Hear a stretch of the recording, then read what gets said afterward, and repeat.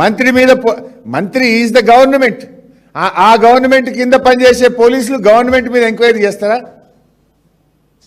అసలు రాష్ట్ర చరిత్రలో, ఈ భారతదేశ చరిత్రలో ఎక్కడన్నా మంత్రి తప్పు చేసి ఉండని ఆ మంత్రి కింద పనిచేసే పోలీసులు రిపోర్ట్ ఇచ్చిన ఉదంతం ఒక్కటన్నా ఉన్నదా?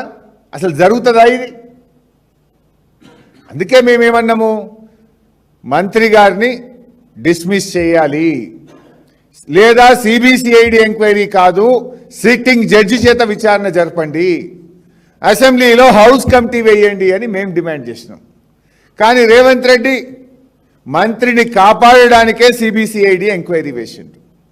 మంత్రిని కాపాడడం కోసమే సిబిసిఐడి ఎంక్వైరీ. నిజంగా నీకు చిత్తశుద్ధి ఉంటే మంత్రిని బర్తరఫ్ చేసి సిబిసిఐడి ఎంక్వైరీ చేయి.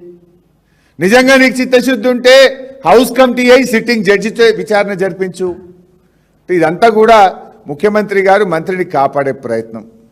ఇలా ఇందాక మా ప్రశాంత్ గారు కూడా చెప్పారు, రాహుల్ గాంధీ ఏమో పార్లమెంట్లో రోజు జాయింట్ పార్లమెంట్ కమిటీ వేయాలంటాడు, అదాని కుంభకోణాల మీద జాయింట్ పార్లమెంట్ కమిటీ వేయమంటాడు, స్టాక్ మార్కెట్ క్రాష్ అయిన దాని మీద జాయింట్ పార్లమెంట్ కమిటీ వేయమంటాడు. ఒకటి కాదు 10 సార్లు రాహుల్ గాంధీ గారు జాయింట్ పార్లమెంట్ కమిటీ వేయమని పార్లమెంట్లో ప్రభుత్వాన్ని నిలదీస్తూ వస్తున్నాడు. అంటే మీరు చేస్తే ఒప్పు, మేము చేస్తే తప్ప? మీ రాహుల్ గాంధీ అడిగితే ఒప్పు, బీఆర్ఎస్ పార్టీ అడిగితే తప్ప? ఎందుకు ముందుకు వస్తలేవు హౌస్ కమిటీ వేయడానికి? హౌస్ కమిటీ వేస్తే బయటకు వస్తాయి కదా. గతంలో నీ కాంగ్రెస్ పార్టీయే ఆ రోజు ఒగులాపురం మైన్స్ మీద హౌస్ కమిటీ వేసింది కదా మీరు. ఇప్పుడు ఎందుకు భయపడుతున్నారు హౌస్ కమిటీ వేయడానికి? అంటే ఇవాళ మేము ఈ స్కామ్ను బయట పెట్టాం. ఇవాళ ముఖ్యమంత్రి గారు ఏమంటున్నాడు, లేలే మేమే బయట పెట్టినాం, మేమే కట్టించినాం అంటుండు. కట్టలే. ఇవాళ ఏ కాంట్రాక్టర్ ఈ రాష్ట్రంలో పనిచేసినా సీనరీస్ ఛార్జెస్ కట్ చేస్తారు. అది ఆర్ఎన్బి రోడా, పంచాయతీ రోడా, ఓ హాస్పిటల్ కట్టినరా, ఓ బిల్డింగ్ కట్టినరా, ఓ మోరీ కట్టినా ఆటోమేటిక్ సీనరీస్ ఛార్జ్ కట్ అవుతుంది. పొంగులేటి గారు ఎక్కడనో హెచ్ఎండిసిఎల్లో ఒక కాంట్రాక్ట్ చేస్తే దాంట్లో సీనరీస్ ఛార్జ్ ఆటోమేటిక్గా ప్రతి కాంట్రాక్టర్ బిల్లో కట్ చేసినట్టు దాంట్లో కట్ చేసిండ్రు. దానికి అక్రమ మైనింగ్కు సంబంధం లేదు.